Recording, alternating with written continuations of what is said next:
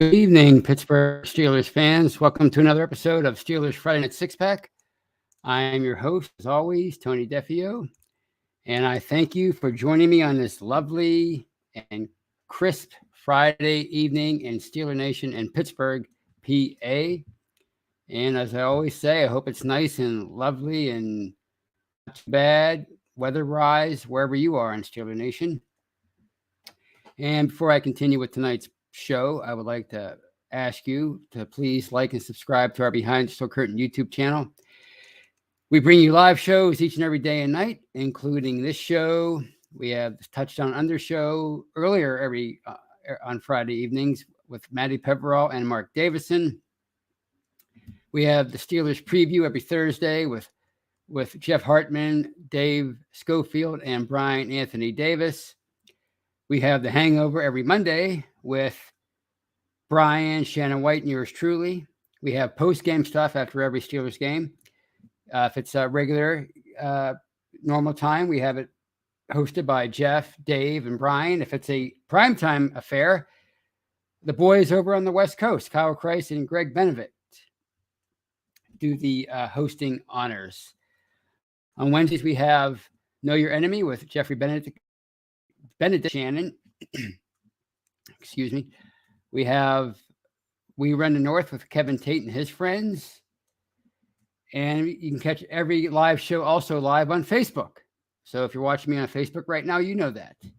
And of course, you can catch every live show after the fact. If you can't watch or listen live, you can catch it after the fact on any audio platform, anywhere where you can find podcasts. You can find Behind Steel Curtains podcasting family. And we also have a whole host of audio-only shows that we produce, and then we add them to our podcasting lineup. And that includes Bad Language with Brian, and Let's Ride with Jeff Hartman, The War Room with Maddie, From the Cutting Room Floor with Jeffrey Benedict. We have the Steelers Fix with Jeremy Betts and Andrew Wilbar. We have What Yin's Talking About with Kyle Kreis and his friends. We have so many shows for you. It's a podcasting platform that has grown so much over the last couple of years. It's really impressive. It's one of the best out there. Certainly when it comes to Steelers content, it's hard to find anything better. And of course, check out Behind the Steel Curtain, the website. We bring you news, commentary, film breakdown. Any time there's anything Steelers related going on in the world, we're going to have it for you on the website. So please check it out. It's your one-stop shop for all of your Steelers needs. And let us check out the live chat on this Friday evening as I'm doing this show.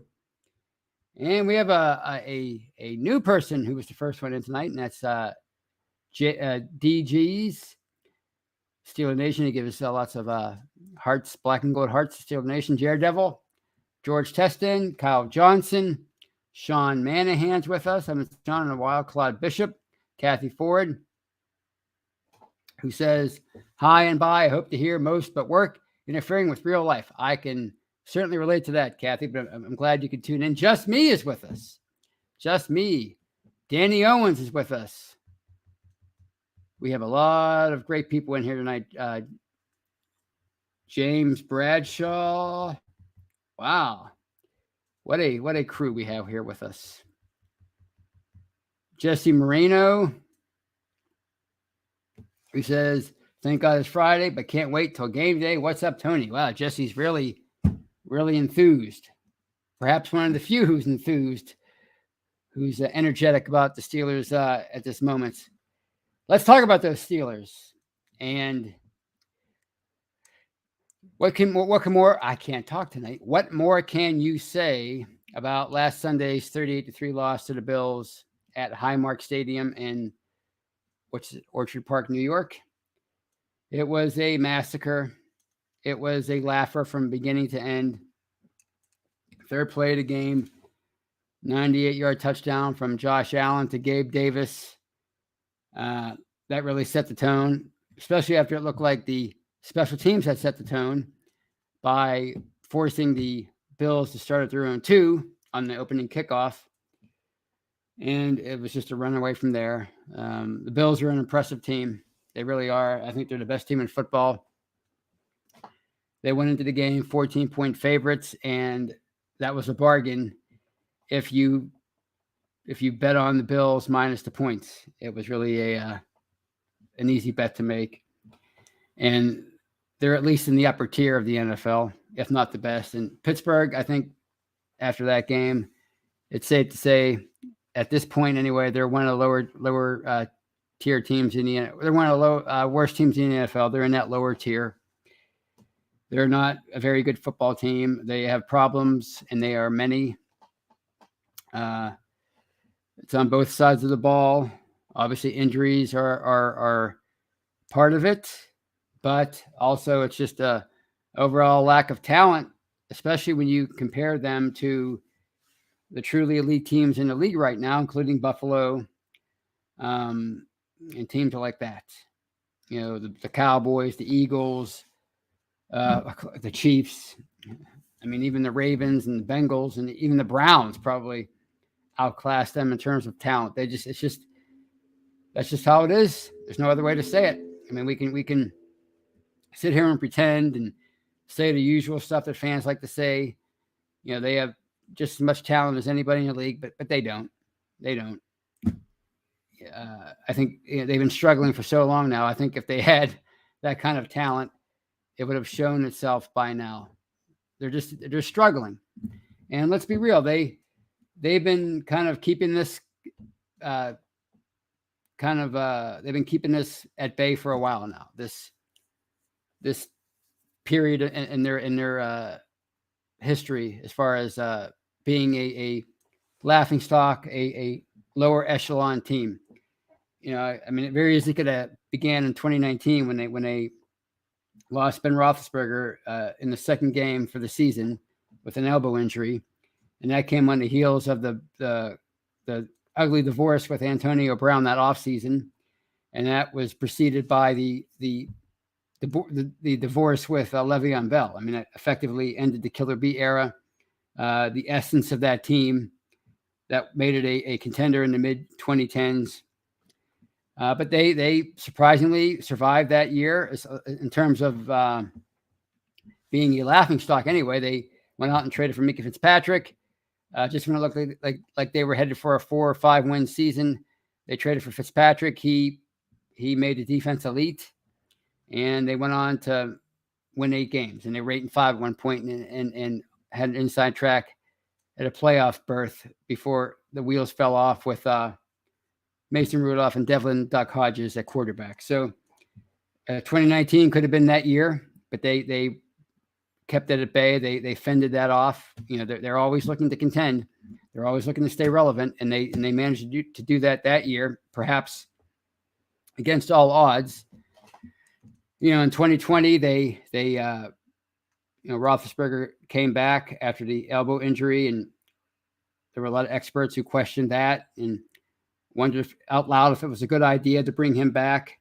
Why not just move on? And you know, they started out 11-0, but it kind of looked like they were doing with smoke and mirrors, and things.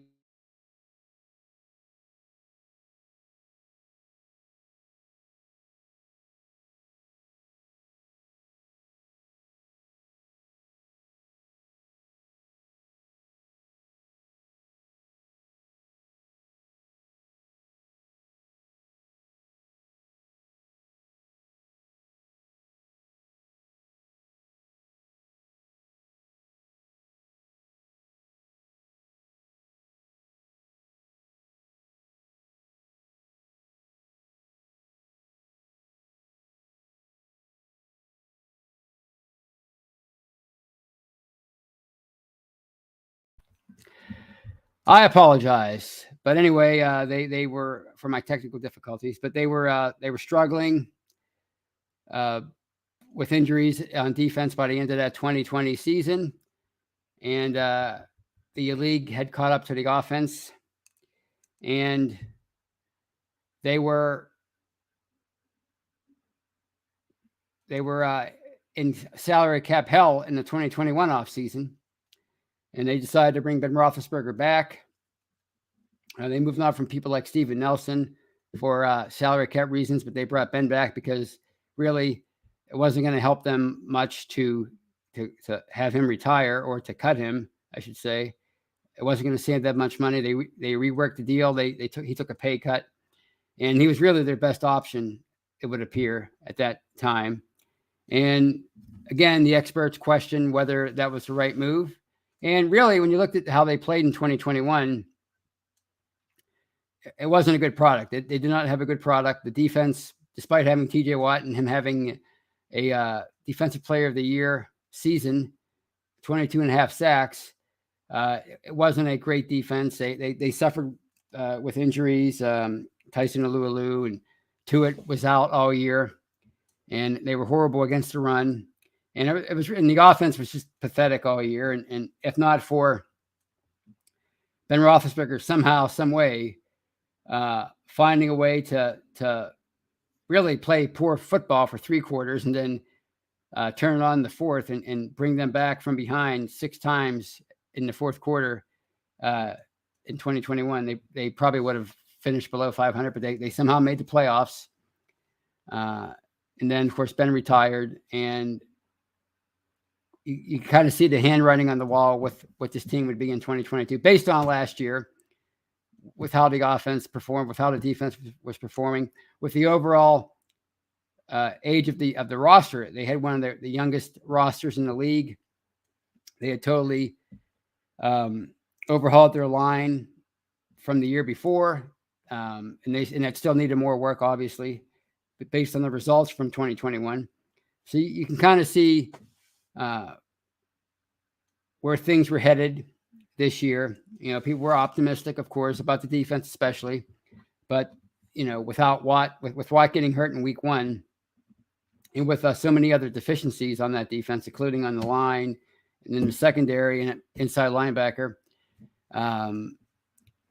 without Watt in there, the defense has just been, it's been not even average. It's been one of the worst in the league, And Sean Manahan donates $2, and he asks, speaking of the defense, speaking of the secondary, how to win with top 4 DBs out. That's a good question that I'll address later, but it doesn't look good. In case you missed it on Friday, Minka Fitzpatrick, Kelvin Witherspoon, Cameron Sutton, and Levi Wallace have all been ruled out. That's 4 of the 5 starters in the secondary. They've all been ruled out for Sunday's game against Tampa Bay, against Tom Brady, the GOAT, and that's not good. So I'll address that more later. But thank you for the $2, Sean. But that sort of piles on to my point here is things are bad right now. And they are clearly, at this moment, one of the worst teams in football, maybe the worst team in the NFL so far in 2022. They were lucky to win week 1. Yeah, they were all, the games were close to the next 3 weeks, and they certainly could have won any one of those games, maybe all 3 of them, but they didn't. And then last week they went up against a true juggernaut, and they just got their doors blown off. They were outclassed in every which way, physically, mentally, emotionally, coaching, everything. They were just outclassed, because that's just who Buffalo is right now, and that's just who they are right now as a team, as an organization. So, if you think back to some of the worst teams that you can remember in recent history. The 2016, 2017 Browns, the Lions, the Jaguars. You name a bad team in recent years. You name a bad team at any point in your memory of watching the NFL. Was that team one answer or one move away from turning things around? In the vast majority of cases, no. That's been, people have been racking their brains this week, in the last couple of weeks, trying to figure out what can they do to turn it around. At this point, it doesn't look like there's much they can do.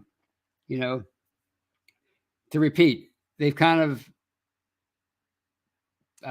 kept this kind of stuff at bay the last few years. It looked like they were scheduled to have this kind of a drop off after 2018, with the loss of Brown and Ben, but they just refused to let that happen. And they bought themselves some time the last few years through through acquisitions like Fitzpatrick and bringing Ben back and him having some magic left in his armor. Of course, TJ Watt being, a defensive player of the year candidate every year, plus winning it last year. They were able to keep that kind of stuff away for a while. But, this happens to every team in the NFL at some point. Everybody goes through it. I'd say it happens to every team on average every decade or so. If you look back to the early 2010s, after that Super Bowl cycle, 3 out of 6 years, that defense got old. They all started to retire or be released. And, you can kind of see it in 2011, right after the last Super Bowl appearance. I mean, the defense wasn't taking the football away. It wasn't getting after the quarterback. It looked like the opposing teams had kind of figured out the zone blitz that Dick LeBeau made legendary. And yeah, they finished 12-4, but they were probably more of a 9-7 team that kind of got lucky and won some games based on who the opposing quarterbacks were, or just plain old luck, right? And then the following year, 2012, they started out 6-3, and it looked like it was going to be status quo. But something fell off with that team. All throughout the first 9 games, it wasn't exactly dominant. Again, the defense wasn't dynamic. It wasn't opportunistic. It was still pretty stout, still good against the run, but it couldn't get after the quarterback. It couldn't take the football away. And Roethlisberger got hurt. He suffered that SC joint sprain on that Monday night game against the Chiefs. That they won. They go to 6-3, and without Ben for a few weeks, and then with him, the struggles continued down the stretch, and they wound up losing 5 out of 7. That offseason was just like 2021. It was salary cap hell. I mean, it was probably worse. I mean, they had no money to spend on really anything. They had to cut James Harrison because he wouldn't take a pay cut. And they followed up that 2-5 finish to finish out 2012 when they missed the playoffs at 8-8. They started out 0-4 and 2-6 to start 2013. And it wasn't a surprise to anybody. People, based on their roster composition, the experts were predicting a down year for them. And on top of that, in that week one loss to the Titans, an ugly, just lackluster loss to the Titans at Heinz Field. They lost Pouncey. They lost Larry Foote. They lost the running back whose name I always forget, a former Pitt Panthers running back who they brought in to be a kind of a third down specialist for them. Somebody they wanted to make a focal point in their offense. They lost him, and it was they didn't really have depth or anything, and it was ugly. And the 2-5 finish to 2012 and a 2-6 start to 2013 meant that they lost over parts of 2 seasons. They lost 11 out of 15 games. So basically, over the course of one full season of action, they were a 4-win football team. And, it wasn't as noticeable maybe as it would be during a full season, but certainly it was ugly, and fans were restless, and the media was on Mike Tomlin, and the media was on the organization. And one wondered if they would ever turn things around. They did turn things around a bit at the end of that year. They won 6 out of 8 to close out the year, and they almost made the playoffs. They should have made the playoffs if not for Ryan Suckup. And they did find some things out throughout the course of that year. They discovered that Antonio Brown was a superstar receiver. They discovered that they could rely on Le'Veon Bell as a workhorse running back. He was a rookie that year, second-round pick out of Michigan State. He missed the first few weeks with a Liz Frank injury. But he became a workhorse by the end of the year. He became a quote-unquote, no pun intended, bell cow running back. So they learned that about him. And, the line through most of that, the line that had been such a problem for them for close to a half a decade, was still a major problem for them in 2013, despite having Pouncey and DeCastro, who was the first round pick in 2012, and Ramon Foster as a mainstay at left guard. It was still a problem for them until near the end of the 2013 season when they decided to put Calvin Beachum in at left tackle. He was a 7th-round pick in 2010, and he was a really good find for them and a diamond in the rough, and he kind of stabilized that offensive line. So they went into 2014 with some hope, and they had more salary cap space that offseason. They signed guys like Mike Mitchell, LeGarrette Blount to be a backup to Bell. But even that 2014 season early on looked like more of the same. They struggled, especially on defense. They had no answers on defense. The secondary was in shambles. They couldn't get after the quarterback still. They couldn't take the football away. Jarvis Jones was in the second year, and he really wasn't doing much of anything at outside linebacker. And I remember I was over at my uncle's house to watch the second Browns Steelers game. It was still his first half of the year, and they were like 500 or something. And the Browns almost beat them in week 1 at Heinz Field. They came in here. Pittsburgh got out to a 27-3 lead, and the Browns like stormed back in the fourth quarter and scored 24 unanswered points. And Pittsburgh managed to win on a last-second field goal by Sean Sweesom. But in this rematch, I went over to my uncle's to watch the game. I took a 6-pack with me, and we were just going to watch the game and watch them beat the Browns, right? But the Browns blew their doors off. And, again, it was a struggle that first half of the year. And my uncle and I, we were planning a trip to Cincinnati to see them play the Bengals later. I think it was that November. And it would be a bunch of us, a lot of friends and the two of us. And we're sitting there drinking the beer, barely paying attention to this game. It was like a 3 or 4 touchdown blowout. And we're like predicting what their record would be by the time we drove to Cincinnati for that game in November. And neither prediction was good. We, maybe they had 3 or 4 wins by the time we went to Cincy late in the season. But then somehow, some way, they got it together.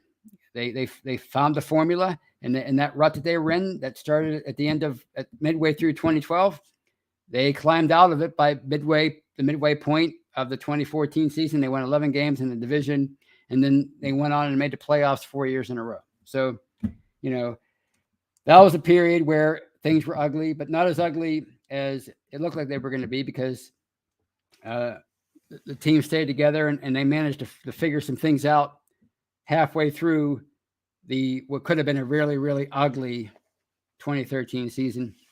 And if you go back further, the late 90s were pretty darn ugly around here. And I've mentioned this before. They had that 6-year run of playoff success under Bill Cowher, but they just kept leaving free agents leave every offseason. They just kept letting they wouldn't sign their own guys back then. They just didn't do that. They were still at Three River Stadium. They didn't have the revenue streams that they do now. And they didn't really believe in signing free agents. They believed in letting those guys go and replacing them with draft picks. And it worked for a while there in the 90s, but it finally caught up to them. And 98 was kind of like 2012. Things started out pretty good, but there was something off with that team, and you can kind of sense it. And after starting out 7-4, they lost their last 5 games. The next year they were 6-10. In 2000, they started off 0-3. So during a span of 24 games from late in 98 through early 2000, they lost 18 out of 24 games. That was a bad stretch. And much like the early 2010s, and a lot like now, people were in denial. They were like, "Oh, this team has as much talent as anybody," but they really didn't. It was pretty obvious. And looking back on it, it was quite easy to see. And things were ugly. I think the way things are now with the fans with social media, everybody's just hysterical, and that's kind of how the late 90s were. And to me, that was the ugliest time I've ever seen in Steeler history since I've been following them. And I think we're kind of reaching that point right now. And they want Cowher fired. As I said before, there were just ridiculous and hurtful rumors about Stewart, and even Cowher. There were rumors about his marriage. People they go nuts over a football team, and they just say the most ridiculous and cruel things. And I found an article the other day written by Ron Cook of the Post-Gazette in the 2001 offseason. This was after they decided to give Cowher an extension after missing the playoffs 3 straight years, because they missed the playoffs again in 2000 after, even though they rebounded after from that 0-3 start. And his sentiment was, why are they doing this? They need to wait and see. I'm not sure if Cowher is the right guy to move into the future with this team. I think the time has passed him by in Pittsburgh, et cetera, et cetera. And of course, we know what happened after that. So things were pretty ugly back then, and they were able to turn it around. And things are ugly right now, and who knows how things are going to unfold with 12 games left in this season at 1-4. They have Tom Brady and the Buccaneers coming to town, and Brady has owned Pittsburgh all throughout his career. We know this. He's 12-3 all the time. Never lost to them at home. 3-0 in the playoffs. And, he's still around at the age of 45. He's with the Buccaneers now instead of the Patriots. And here's a guy who's had 34 touchdowns to only 5 interceptions against Pittsburgh throughout his career. And this man gets to face the Steelers' already questionable defense without 4 of its 5 starting defensive backs, without Micah Fitzpatrick. Right now, without TJ Watt, its best defensive player, without its 3 top corners in Witherspoon, Wallace, and Sutton. The Marvin Leal is going to be out. He's looked like a promising rookie defensive lineman so far, a versatile player, an athletic guy that you can move, that they've been moving around, playing him on the edge, playing him everywhere on the line. He's out, surprisingly. Nobody knew he was hurt. Now he's out for Sunday's game. So you got the GOAT facing the Steelers' decimated defense. They're 10-point underdogs at home. They're 1-4. Things could get much, much worse before they get better. And right now, things are pretty darn bad. So, what do you do if they're them right now? What are the answers? And to me, I think the only thing you can do is, if you're them, is put your head down and keep moving forward. You got to identify what's working for you right now, which isn't much, but you got to identify what you think your future is. And right now, it looks like it could be Kenny Pickett, a quarterback. The one thing they have going for him right now, in my opinion, is that Kenny Pickett is an unknown entity for them, but he's a promising unknown entity. And you don't know what he can provide for you if he reaches his full potential. He's looked promising. He looked good coming in the second half against the Jets. He looked okay last week. He probably deserved a better fate, if not for some drops and a lack of penalties by the officials. He might have had a better game, but he looks good. He looks, I'm not saying he doesn't look like a rookie. He does look like a rookie, but he looks like a more polished rookie than lots of rookie quarterbacks. Tony Romo mentioned it during last week's broadcast. They were watching, him and Jim Nantz were watching Pickett's debut against the Jets a week earlier in preparation for that game. And, he was saying, like, man, he's really ahead of schedule. Some of the things he's doing, a guy who has such little experience shouldn't be able to do that at quarterback. So there is hope with him. And there's hope with George Pickens. So to me, that's what the remainder of 2022 is all about. It's about nurturing Kenny Pickett, developing him, letting him go out there and grow as a quarterback, because the faster he can reach his full potential, if his potential is first round worthy, then you're going to be in good shape. As far as what they can do to turn this around, I don't know. I don't think there's a whole lot they can do at this point, to repeat myself. You're talking about a defense that has 3 sacks in 4 games without Watt. And you're talking about, as far as this Sunday is concerned, they're going up against a quarterback of Tom Brady, who, I heard the stat on the radio today, he gets rid of the football in 2.4 seconds. We know this. We've watched him for 20 some years. We know how quickly the guy gets rid of the ball. He's hard to rush. He's hard to to get to. He gets rid of the ball so fast. He doesn't really sit back in the pocket per se. It's 3-step drop, 5-step drop, boom, the ball's gone. He's just the best. So you have that going against you. Plus you have a total lack of starting players in the secondary, essentially. So, the Buccaneers, they have not looked that impressive this year, but Brady still has, he still completed like 70% of his passes. He's still pretty the passing game for the Buccaneers has been pretty good. They haven't been able to run the ball that well, but they passed the ball pretty well. They haven't scored a lot, which is surprising. Basically, they've been carried by their defense. But again, when you're missing so much talent, or so much starting caliber players on one side of the ball, it's like a game at this point. You got guys like Josh Jackson back there, who's going to be probably starting for them. James Pierre, who struggled mightily last year. Trey Norwood, who looks like a promising young player, but he certainly made his mistakes last week, especially on that 98-yard touchdown to Gabe Davis. And regardless of what you think of him, he's certainly no Micah Fitzpatrick as far as a strong or a free safety. So, yikes!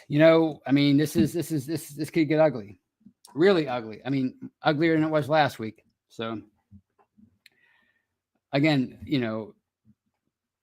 in my opinion, there's no shame in it, though, what they're going through right now as a team, because what they're going through, every team goes through it at some point. They're really good organizations. They have a way of avoiding this kind of a thing for as long as for longer than other teams. Pittsburgh, it's going on 20 years without a losing season. The Patriots, those kind of teams. But eventually it catches up to everybody.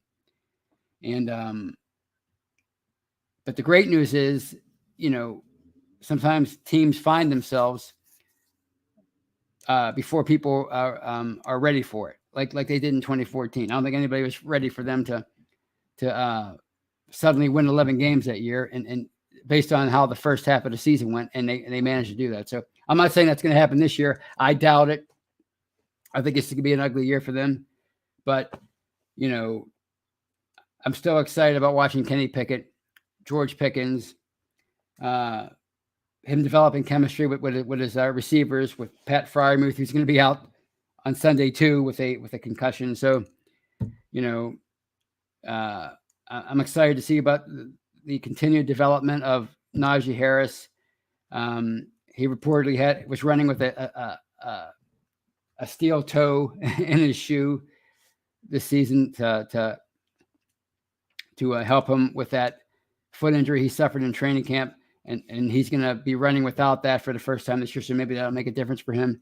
Maybe they'll utilize Jaylen Warren more, and kind of get him in the offensive mix more, because he looks like a promising young player, even though he's an undrafted free agent.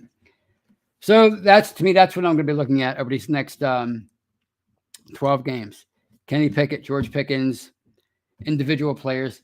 I haven't given up on the season in terms of them, putting together some wins, but right now it doesn't look very promising, so it is what it is. And, there's, people want to throw out blame. They want wholesale changes. They want changes in the front office. They want changes on the coaching staff. But, when you try for so long to stay relevant, while also drafting in the 20s, maybe the upper teens if you're lucky, eventually, you're going to have to pay the piper. And this might be the season where they have to pay that piper. And, suffer through a pretty bleak campaign. But the great thing about the NFL, and I'll touch on more of this later, is there's a system in place where they can they can get better rather quickly if they make enough of the right moves. So that's all I had to say about that. I have one more thing I want to talk about, and today, Friday, October 14th, is the 30th anniversary of the worst sports moment of my life when the Pirates lost the 1992 NLCS to the Braves. Francisco Cabrera, the 2-out hit in the bottom of the ninth inning. Pirates were up 2-1. They went into the ninth inning up 2-0.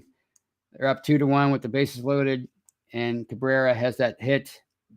Former Pirate Sid Bream scores the winning run, and I was in tears. And I said out loud to anybody who could hear me, they're never going to win again. And so far, I've been right. 30 years. And the reason why I'm bringing that up is because I want to thank the NFL for having the system that it has and having the vision it had back in the 60s to make sure every team, regardless of what market it was in, had an equal chance to be good, and we see that every year with teams like the Steelers and the Packers are two of the marquee franchises year in and year out.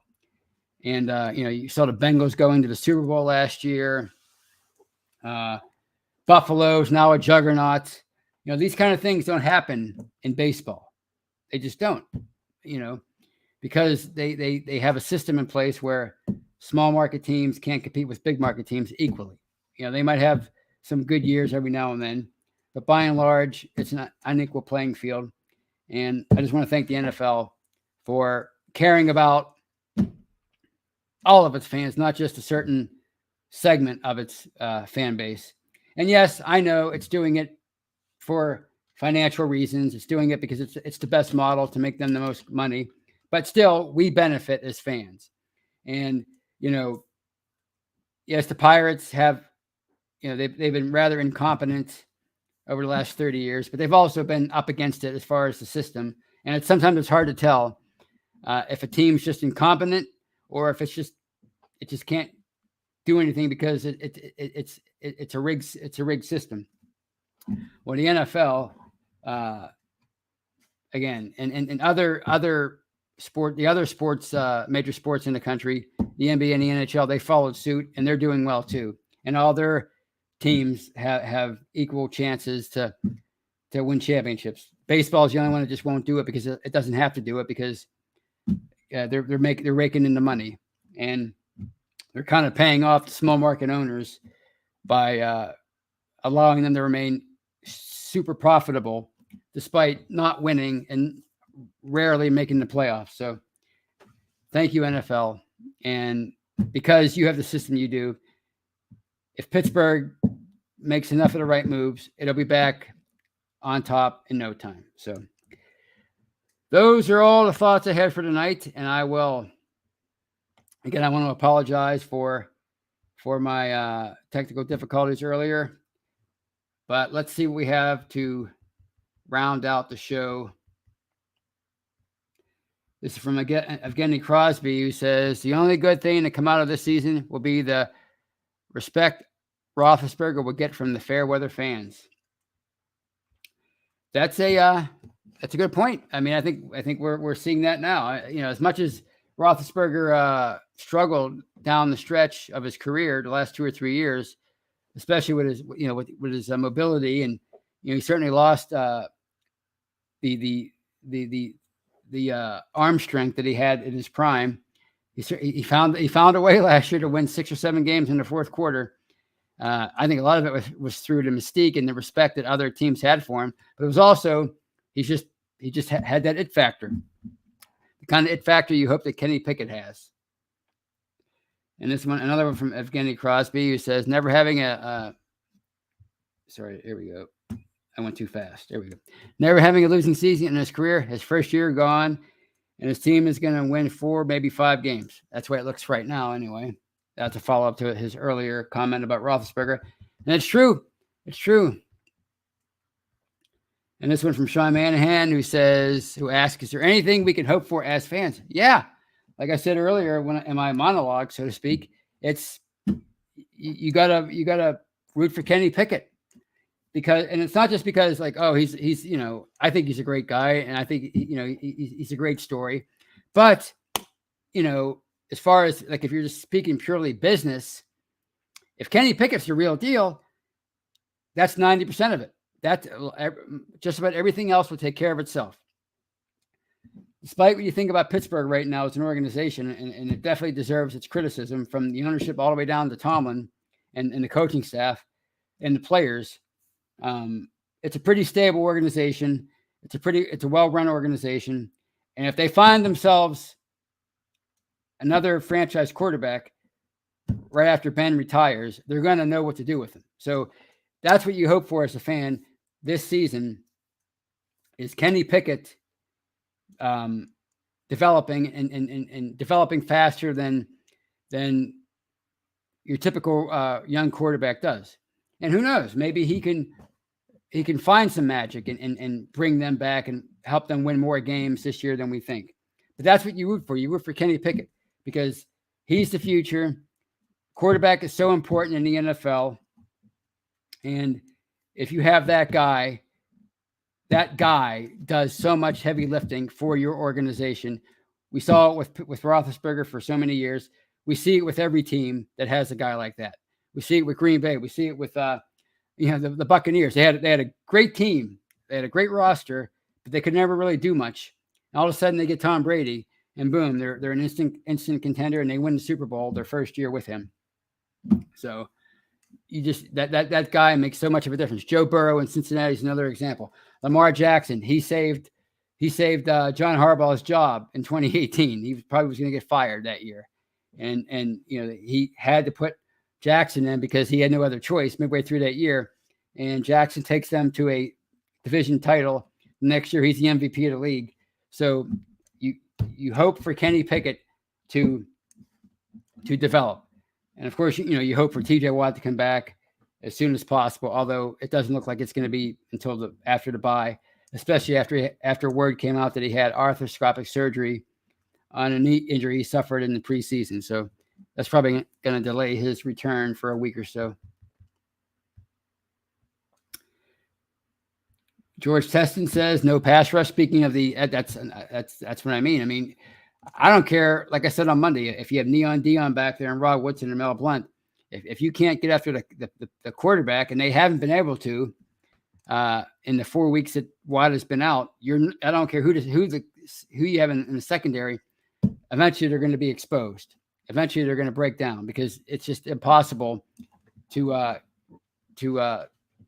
recover receivers all day long when the quarterback is just sitting back there in the pocket, play after play after play. Evgeny Crosby says, no TJ Watt, no chance. It's been that way so far.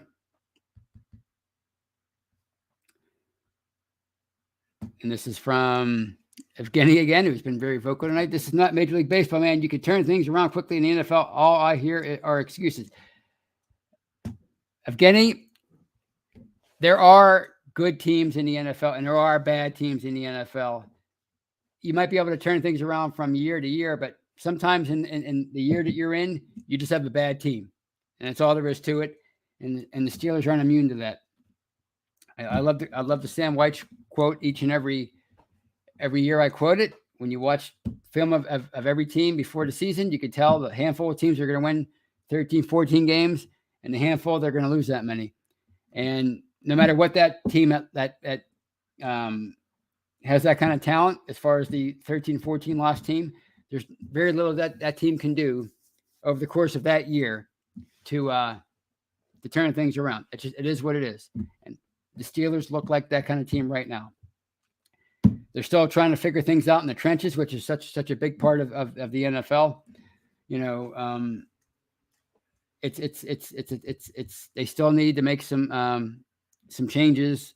They still need to bring in more talent. They still need to figure some things out. They still need to find an identity on offense. But again, if Kenny Pickett develops into a really good to great quarterback, most everything else will take care of itself, and you will see a quick turnaround, provided they make enough of the right moves to supplement Kenny Pickett. We saw it 2 years ago. Who would have thought 2 years ago that the Bengals would make the Super Bowl in 2021? I mean, they were a laughing stock even before Joe Burrow got hurt and was out for the rest of the year with a knee injury. They weren't very good. And then all of a sudden, last year, they looked like they were absolutely loaded as far as their roster was concerned, and they were one drive away from winning a Super Bowl. So it can turn around quickly. But when you got a bad team, it probably can't turn around for you in one season.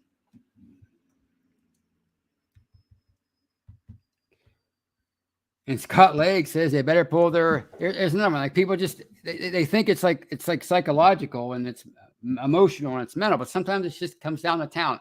And Scott says they better pull their heads out if they want to save the season. There might not be any saving of the season. They just might not have the talent necessary to save the season. Let's see what else we have here.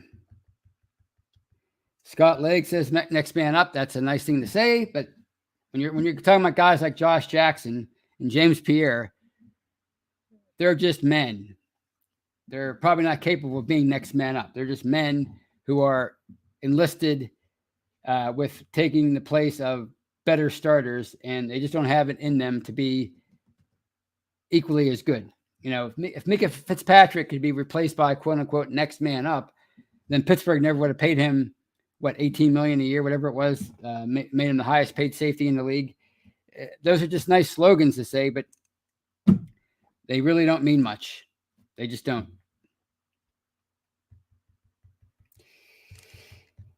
All right.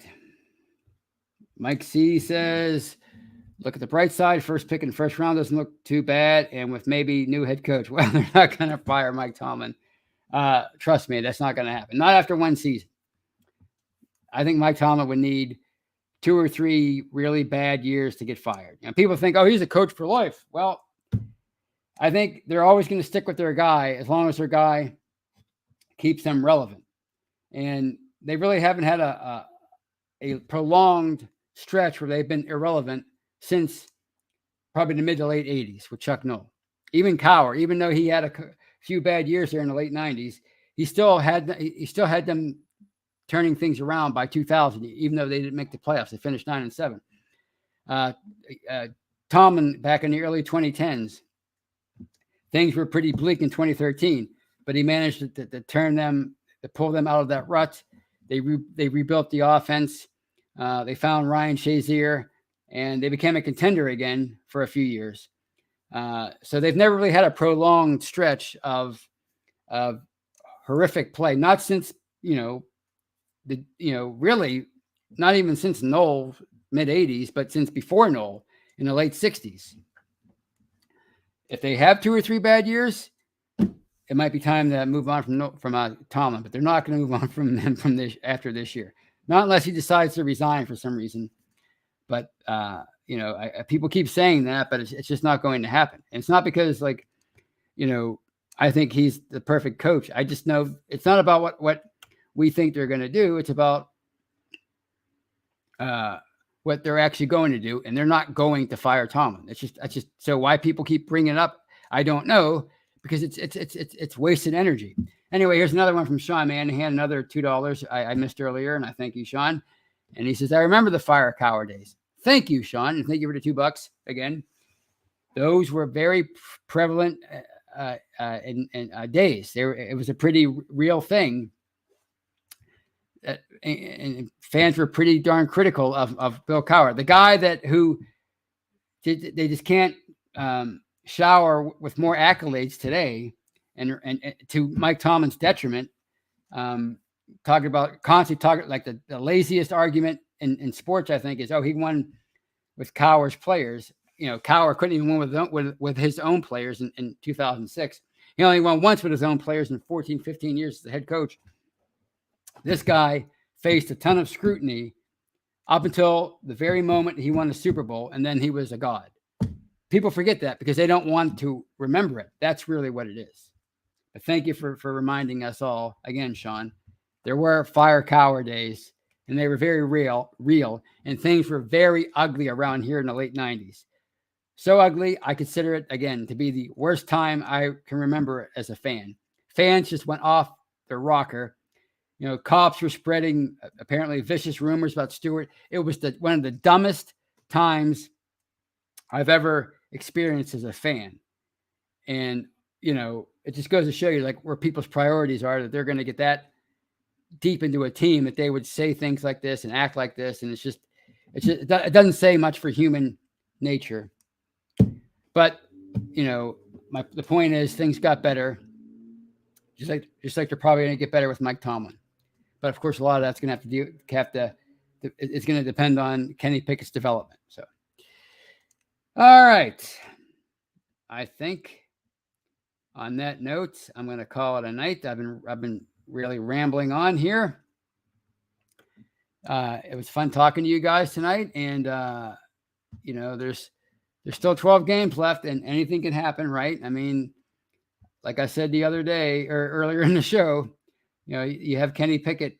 He's the one that unknown you have right now, and he's the one thing that if you're counting on something to embrace as a fan, embrace him, because again, the quarterback makes all the difference, and Kenny Pickett could ultimately make all the difference for the Pittsburgh Steelers and end their struggles a lot faster than we think. But until I see you again on